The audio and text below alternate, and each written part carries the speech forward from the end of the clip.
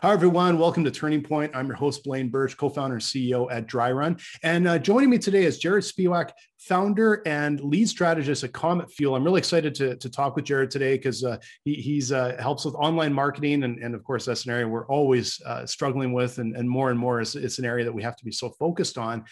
Thanks for joining me, Jared. Yeah, thanks. Thank you so much for having me. Before we dive into Comet Fuel and kind of what you're doing now, I always like to ask, entrepreneurs, like, where did they get started? Where did you find that first nugget of entrepreneurship that really got you kind of interested and eventually heading in that direction? Yeah, so there were two kind of entrepreneurial awakenings, if you will. The first one was when I was in fifth grade.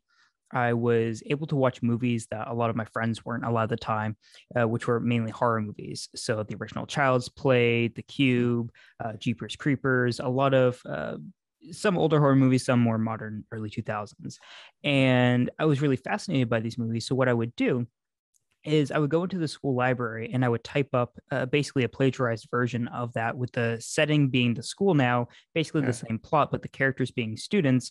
And then I would just kill everybody off. And so everybody wanted to know how they died. And so I'd get paid $1 for every copy that I sold them. And so I would say I did this probably about once a week, maybe like $4 or $5 a week. But it was something where my parents were like, where's this money coming from? It was only there. I would buy a Slim Jim every day after school. My mom was like, where is this, did you steal from me? Did you steal from somebody else? And so that was the first real thing. And then nothing really happened for a couple of years. And then the next time was when I was 14. I was in high school and I knew I was going to graduate high school early. So I started college at 15, graduate high school at 16. And I started figuring out how to essentially make money online, if you will, to help try and pay for some of that. That's yeah, it's interesting because we so many of the entrepreneurs I talk with, there's something going all the way back to their days in school or high school or university, and it always seems to come down to them seeing some sort of opportunity. And I was talking about that with on an earlier podcast with Arjun yesterday, and we were talking a lot about identifying that opportunity, and that's what makes an entrepreneur really interesting, is that you can read all the books you want and everything, but there's something inside an entrepreneur that helps them go, oh, there's an opportunity. Like, this is interesting. I'm not just going to make these scripts. I'm going to sell them. Right. Like, and that's just such an interesting sort of thing to see how these little nuggets often start young and then start to, never sort of leave you. Yeah. I mean, for me, it just kind of came down to having fun. And I think a lot of that still transpires today, that I only do what I do because I enjoy it and I think it's fun. And as soon as it becomes not fun, uh, I just stop doing it. And Yeah. the money has just kind of been this secondary kind of goal where there's a tangible number that can be put behind, like, am I having fun successfully in a weird way? Yeah. That's another, I rarely have talked with an entrepreneur that their number one driver is money. Like, they're always, focused on it. They need that. That isn't what makes you dive in and do something. It's this interest of, wanting to build, wanting to create, wanting to, offer a service. There's all these other things that sort of seem to come first. And I think that's really important. I think it's someone that just sort of isn't focused on opportunity, isn't focused on developing something amazing. It's really hard to compete as an entrepreneur. Yeah. I mean, I would happen to agree with, most people, because those who I find that are primarily monetary driven tend to build businesses that, in my opinion, I would never want to own. I tend to find that they're more manipulative. I tend to find that they don't treat their team as nicely. They don't tend to care about the quality of the product or the service that they're building or producing or servicing or whatever it may be.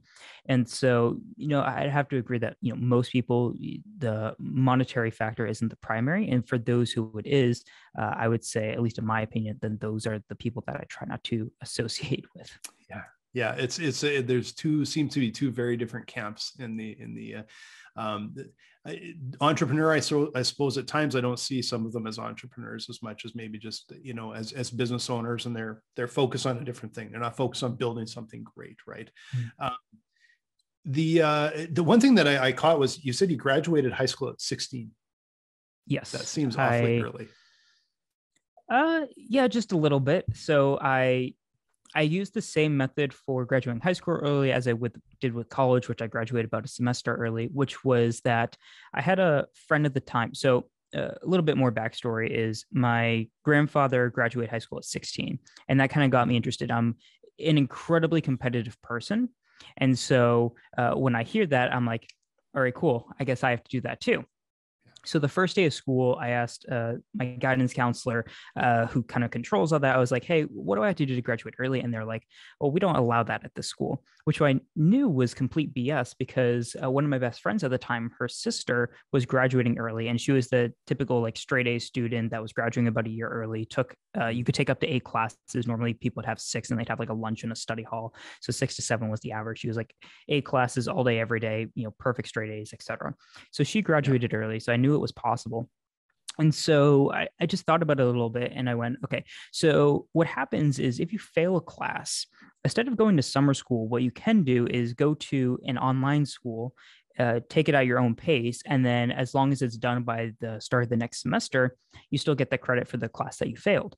Now, what some people would do is if they took those 8 classes and they still wanted to take more classes, they would take some online classes as well.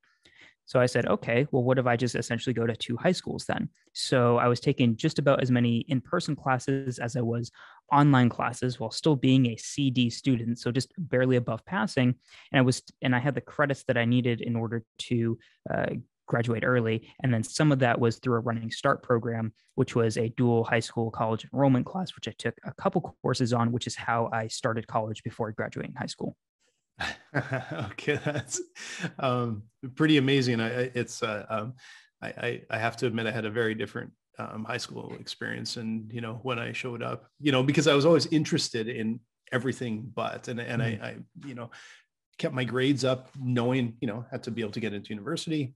Here's the goal I need to make, and outside of that, I'm like, I have lots of other interests, so it was a very different approach. And honestly, same thing in college. So, well, that's really interesting. So you got into college, you graduated early. Now you're out. What do you do? How did you get, like, what was your next step after you graduated college, and graduated early too? So. Yeah, so it kind of started in between. So when I was 16, I started trying to look for marketing jobs. I got my marketing degree. I was like, okay, great, 16, I can now work at least in New Hampshire. I don't know if it's different for other states.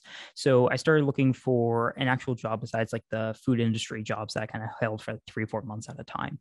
And no one wanted to hire me because one, most applications nowadays, anyone in HR knows it's automatic software. They just look, couple checks, nope, doesn't even hit the inbox of somebody. So being under 18, most of the time I wouldn't hit anybody's inbox. Also not having what almost everyone wants someone to have like 10 years of experience and a 4-year degree and also be 18 or younger. Nowadays. So it was just didn't have the requirements of the education, didn't have the requirements of the experience, and didn't have the age that most people were looking for. So nothing was really happening until I got one conversation going with a local real estate corporation who I went in and I interviewed, and they had to double check that they could actually hire me first. So they had to go above their own hiring head to the next person above them to pass it through legal and be like, hey, by the way, can we actually do this? So at 17, I got my first corporate marketing job, and it was a very large business. I don't know exactly how much in revenue, but I would say pushing, in the 9 figures, pushing towards 10. And so I was essentially the number 2 or number 3 person on the marketing team, number 2 when it came to residential. I didn't touch any of the commercial real estate side of stuff. So I thought, okay, great. I made it, with thinking about just the typical American job structure. I was like, okay, great. I'm in a corporate job. It's all about climbing the ladder. It takes people years and years and years to be able to do anything. I'm getting on the ground floor early, and I'm going to be able to, progress pretty quickly here. And so over time, my initial plan was I'm going to climb the ladder. What happened was there were several promises made, several promises not kept. It was, okay, great. Let's move you up. Okay, let's not. Let's wait a couple more months. Oh, that's not going to happen. Well, what if we create this new department for this other sort of marketing thing that we're really not doing yet? And then that could be your thing. That never happens because that person that said that they could do that for me is no longer with the company, et cetera, et cetera. Mhm. So at a certain point, I realized that this just isn't working out and I need to find a different job. So I signed up for a site called Upwork, which at the time was much lesser known than it is nowadays. It was pretty Yeah. soon after the Elance and Odesk merger. And I signed up and I was like, okay, great. Let me get work for like $20 an hour. Nobody hired me. Okay, great. Let's try $10 an hour. Nobody hired me. So let's 100. try $5 an hour. So I started working for about $5 an hour with the goal at the time to build up some sort of portfolio to then bring that to interviews. So that not only was I saying, hey, I'm younger than other people that you're trying to hire, I've already completed my education where most people that are my age haven't. And I have real work experience, not only for a company that you've probably heard of because it was very well known in the area, but more real tangible stuff that I've gone out on my own and done. Mhm. Nobody hired me. So now I'm sitting there and I'm really frustrated because I didn't like where I was. Making $5 an hour isn't going to go anywhere. Mhm. So on the Upwork platform, I started building out my profile a little bit and started getting a little bit more attraction of other people. But over time, what happened was I got reached out to by a marketing agency who was trying to hire somebody full time. And they were Mhm. offering me double per hour what I was making at the corporate job. And it was a work at home position. So 2 weeks Wow. later, I was out of that job, and then I was actually working for an agency, and that was, yeah, I was still 18 at the time. Yeah, Wow, that is a whirlwind when most people are barely graduating high school and don't have a whole lot of initiative, and you've already been through a corporate job and into through Upwork and into your next, and that's a bit of a whirlwind. Do you feel ever like you missed out on anything, or was it just that you were so goal focused that you just drove? yeah. So I think I missed out of stuff because I was so goal focused. Where a lot of people that I went to school with think that I dropped out, including teachers, because I never told anyone. The only people that really knew were the principal of the school, because I had to work through them and get stuff approved with them. The vice principal, at the way that my school is structured, there was three vice principals, and everybody had their own assigned to them, and my guidance counselor, who were all working together to help me, make that transition possible. Yeah. That I still live in the same city, and so every once in a while I'll run into somebody from high school, and they'll be like, "Oh, I just assumed you dropped out," because everybody knew me as the kid that was like just barely passing, who sat in the back of the class, who I would just read comics all day. Teachers would get really mad at me, but they're also like, the guy doesn't talk at all, so how can I really? He's not disruptive. So everyone just assumed that I kind of dropped out, and because of that, I kind of lost connection with almost everybody very quickly, where other people went off to different states or different parts of the state or whatever it may be. We just quickly grew apart. And I never really stopped to think about like, oh yeah, all these people that I was hanging out with like a couple of weeks ago, I haven't Mhm. like talked to in like a year. Like what happened? Like I just realized that one day. So that was really unfortunate because I never really stopped to think about all that other stuff that was happening. I was just moving forward and like, hey, like I'm enjoying myself. Like this seems cool. Like this seems ambitious. Like let me just try and go do it because it seems like a challenge. And Yeah. that's just how I interpreted it. So what attracted you to marketing? Because it sounded like right out of the gate, which is, of course, with Comet Fuel, that's what you're doing now. Like, so what attracted you to marketing and obviously kept you there? So you dove in, you found it interesting or whatever, had some success and actually sort of stuck with that area, I suppose. Yeah, so it's actually fairly unintentional. So I knew I wanted to be within the world of business. I just didn't know where. I had always been interested in business and business ownership. I was always interested in it. I never thought I would necessarily go and do it, but I knew I wanted to pursue some sort of business related degree. And of everything that I basically didn't have any experience of, I was just like, you know what? Marketing seems interested. I knew a couple other people that I was friends with that were also interested in marketing. So it's just something that I had heard of a lot. I was like a communications degree. I'm not great at communications. I don't enjoy, really back then, like I would not be able to get on a camera and just like talk to somebody. I just didn't have those sorts of social skills. So a business communication degree didn't seem all that interesting. Business management didn't seem all that interesting. Business finance, I barely passed accounting too. It definitely wouldn't have been for me. Yeah. So I was like, kind of process of elimination, marketing seemed like the most reasonable path for me. Yeah. Now, what got me more cemented in it was I got the marketing job initially. I wouldn't say I was doing anything exceptional within that position. It was very lower tier because they're like, hey, here's someone who's really green. Like, let's have them do kind of like the BS work that needs to get done that I don't want to do myself, basically. Mhm. But through working on Upwork, what I was doing at the time is I was just doing basically any sort of marketing job. I was building websites, which I had some experience with. I'm big into playing games, and so I used to, for groups of friends, I would create like a free website so that everyone can like coordinate and like see updates and like, oh, let's, I need you to do this, I need you to do that, whatever it may be. So I was building some websites. I was doing email marketing. I was doing some paid marketing. I was doing some SEO. I was doing some social, basically anything and everything. And then what really cemented me with it, because what I don't talk about too often, just because it's kind of a blip on the radar, is the first business I started was a development company, which I kind of just threw that away after a couple months and haven't touched it since. I enjoy doing it myself, but not for other people. I thought I was going to get into more of the software engineering side of things. But what I was hired by the agency, I was a full-time SEO.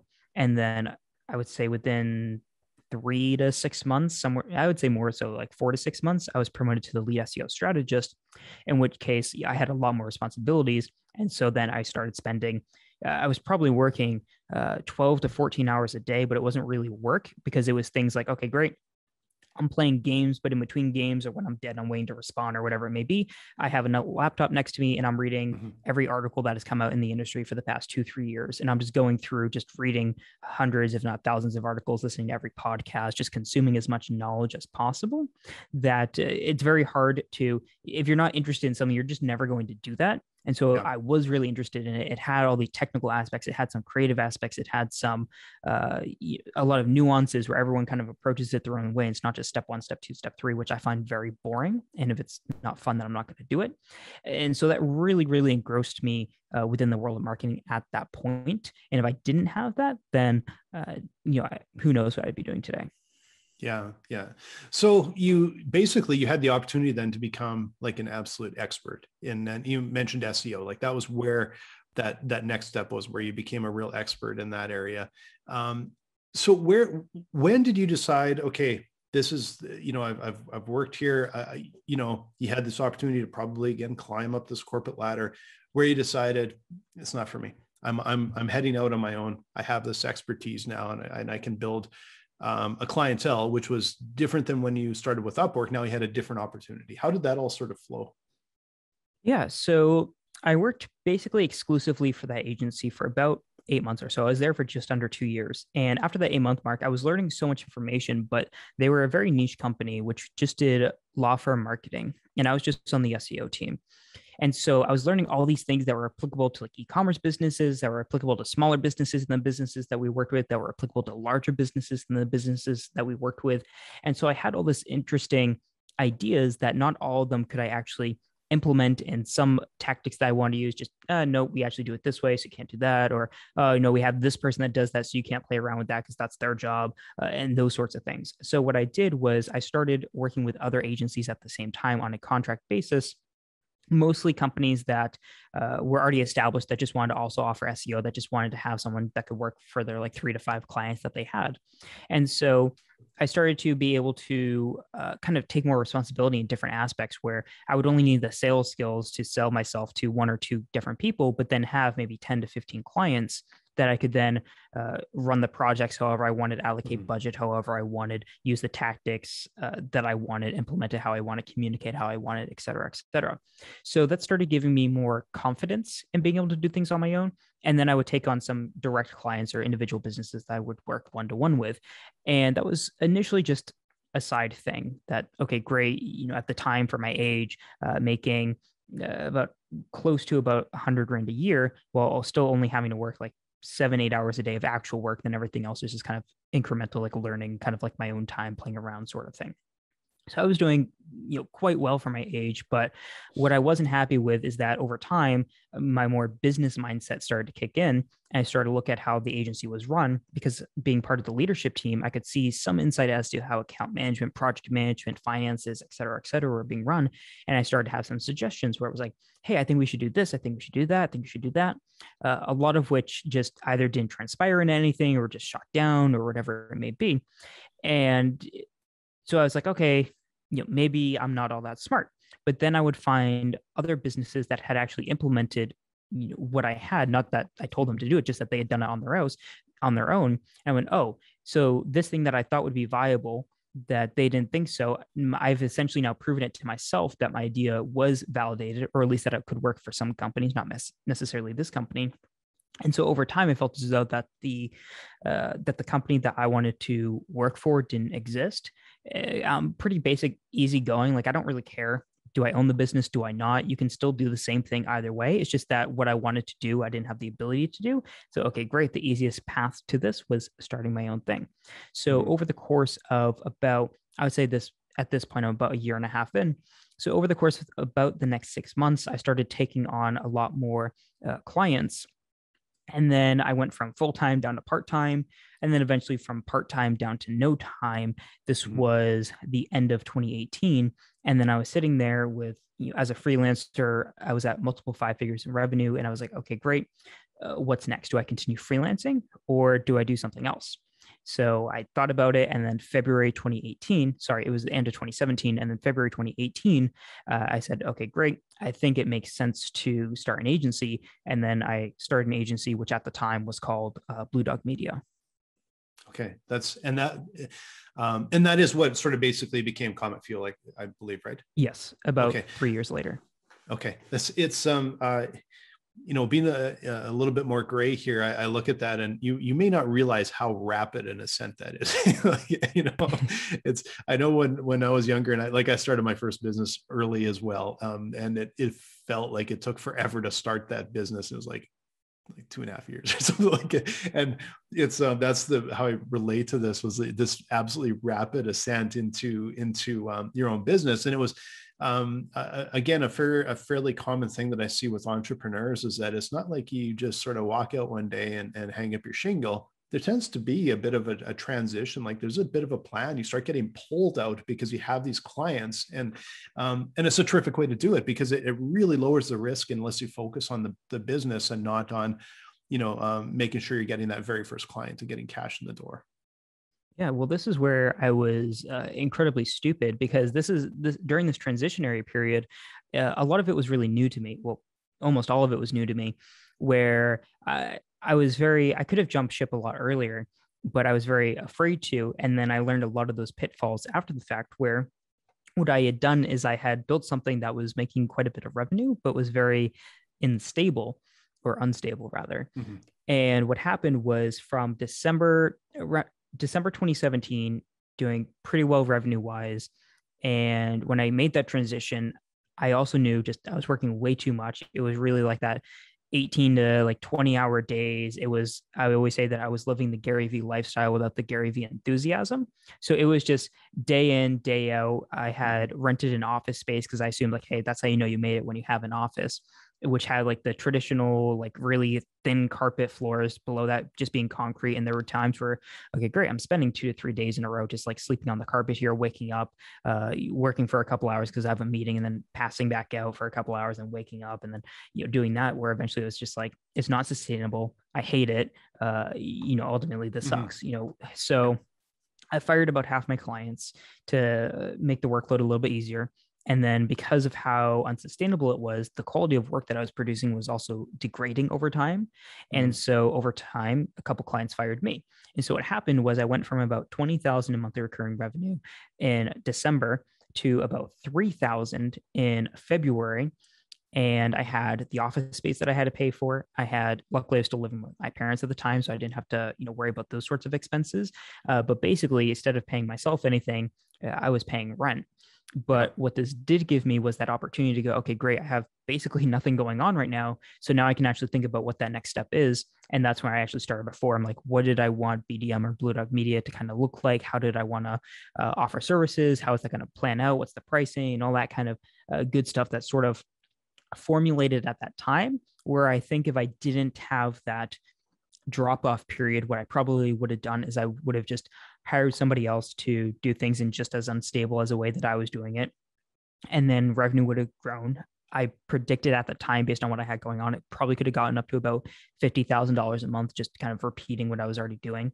I would have, maybe hired another person, had them do stuff just as unsustainably as I was. And then eventually the house of cards would have fallen down. And I'm very glad that I took a different approach, because I have a numerous amount of friends in the industry who have started businesses and are like, Yep. The hottest thing around, because I went from zero to 50 to $75,000 a month within like 6 months. They're very quickly revered within the industry. Oh, look at their growth. Look at their growth. And then, within a year, their entire business is gone because it was unsustainable. It was all fueled because they had one vendor partner that then just disappeared or stopped working with them or increased pricing or whatever it may be. So that was a very tough period of time, because it was like I just cut off my lifeline of having this job, and now everything's gone within a couple months. But it also was very, it was a big grace period where I could just sit down and focus on, okay, great, now let's actually think about what's next, where I don't have a million other things I need to do today.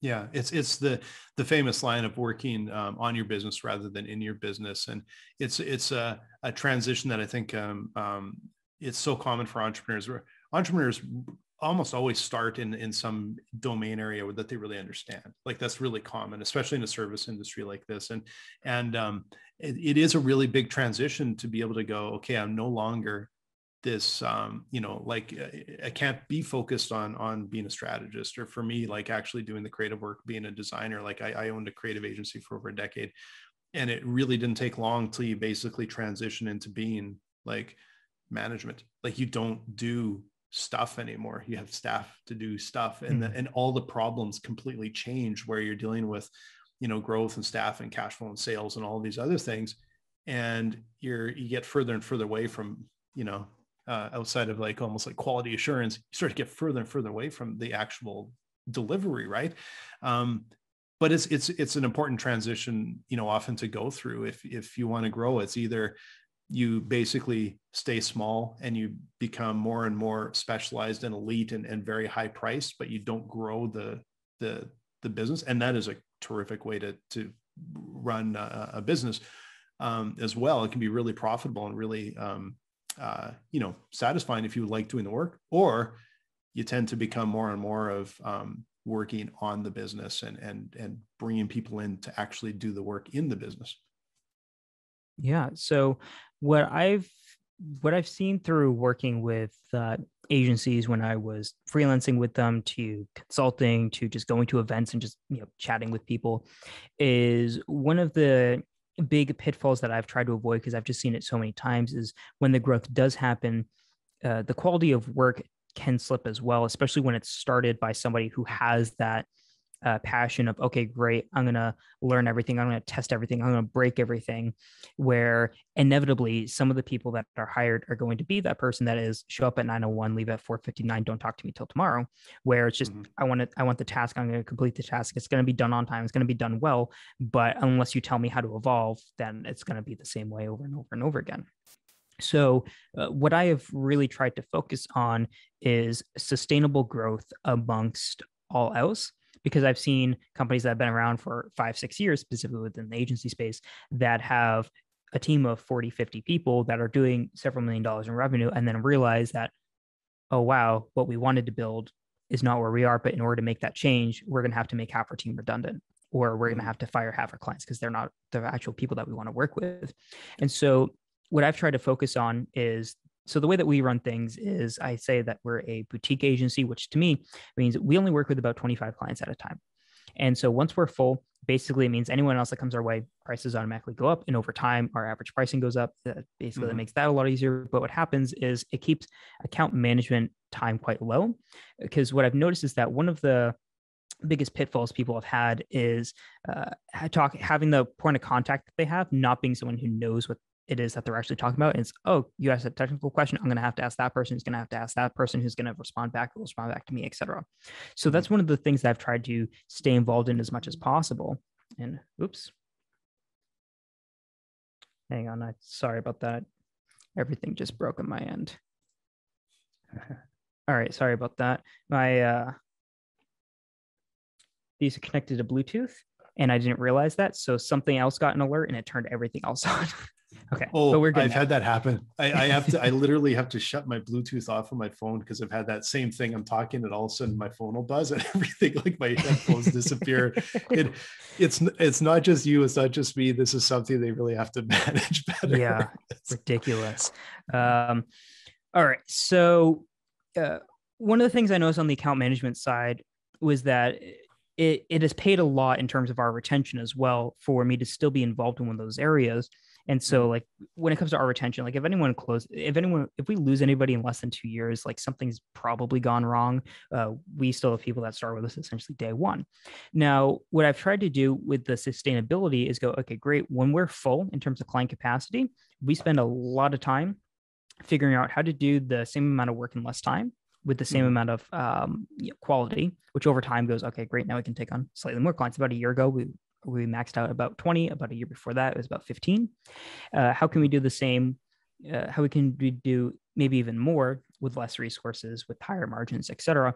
And so really focusing on how to keep everything as small as possible while also as strong as possible, so that when things inevitably break, they're much easier to control. It's easier to control an incident where maybe the entire realm of Google changes tomorrow, and I need to educate myself about this and maybe one or two other people. And then, okay, great. Now we can implement this across the board.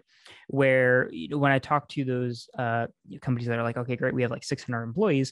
What happens when something like this happens? Okay, well, so one of our lead people has to research it, and then they have to make an appeal to the people above them to be like, hey, this is how we need to adapt. And then et cetera, et cetera, et cetera. 6 months later, now we're actually implementing the change that should have happened months ago. So one of the advantages that I found that we have is usually speed of execution, as well as like the speed of being able to, learn this stuff and then of course get it implemented and whatnot. So I've tried to build everything as sustainably as possible, so that no matter what happens, ultimately the business will be fine. It'll have its moat. Where we could go the very common way of startups right now, which is, forget profit, we'll grow revenue and we'll figure out a way to be profitable, once we hit 100 million a year, to, okay, great, here's the margins that we have to maintain. How can we grow while also maintaining these margins? How can we, okay, great, we're really overwhelmed right now. What is everything that we can do to avoid having to take on another team member? Because that's just a lot more liability. It's more complications. It's another person that has to be trained. It's another personality type that has to get integrated. The company does slowly change and adjust with that. So, okay, great. How can we bring in more developers to build more softwares and scripts? And how can we reduce redundancies, et cetera, et cetera? So it's one of the big things that I've been focused on for about the past year and a half is sustainability above all other forms of growth, so that we could lose all of our clients tomorrow. We're fine for at least 2 years. Yeah. Yeah. And, the things you're talking about, it's very familiar to me when I was in my agency days as well. And it's the quality over quantity. Like we used to do that all of the time as well. As we would, find that a really good client, and we would say, that's one that's a stepping stone. That's a really high profile client. That's actually going to help us step up. And when we step up, it's going to help us attract other like-minded, high-quality clients. It also is going to help our pricing come up. And like you mentioned, it helps the minimum come up at the bottom. And that one is one of the most important that I found things in our business, was that minimum kept coming up. And it helped us focus on, that same number of clients, but you're getting that average customer value to go up, and the margins are stretching and they're getting bigger. I completely agree with you. That's how you build a sustainable business. That's how you, it's like a house of cards when you're doing the quantity. You have so many staff, and it's like the margins are tight, and it's a little tippy canoe, and anything that happens can tumble the whole thing down. This is how you grow to get those more and more, I don't want to call them exclusive clients, but those high margin, high value clients, and get that bottom end coming up. And I think it's a very, again, you went through a transition really rapidly here, but you learned that. And that's, I think that's an earmark of a lot of successful agencies is you're focusing on those smart things, getting better clients, those margins, high quality work that's going to lead to other high quality clients.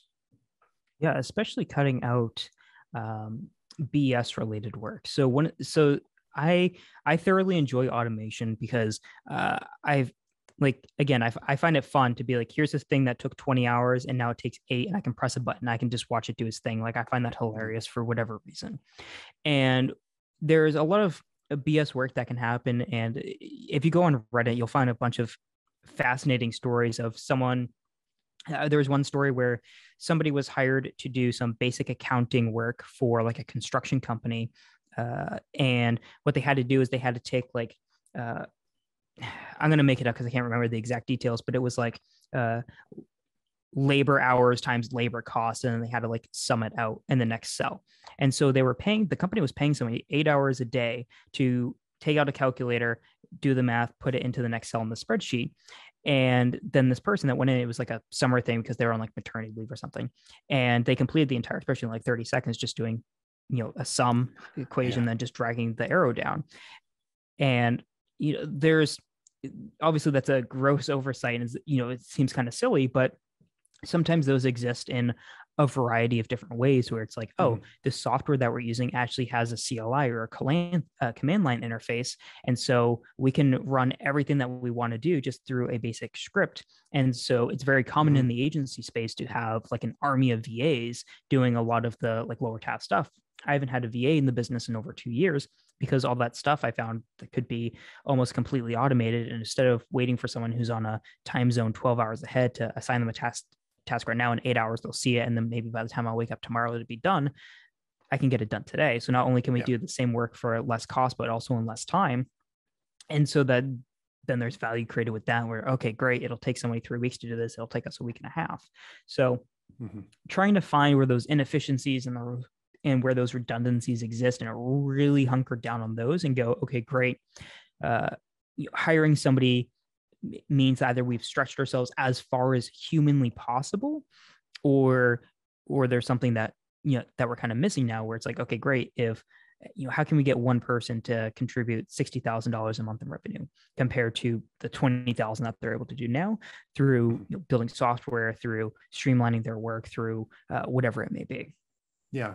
And it's, we like with dry run, we do, like we always say, we'll save our fractional CFOs and CFOs about 80% of their time and deliver really actionable data, like stuff that people can understand. Well, the important part for us is that it's not that we're trying to automate people out of work. It's that, no, we're allowing you guys to focus on the important stuff, the stuff where people are really good, the big picture thinkings and making those connections.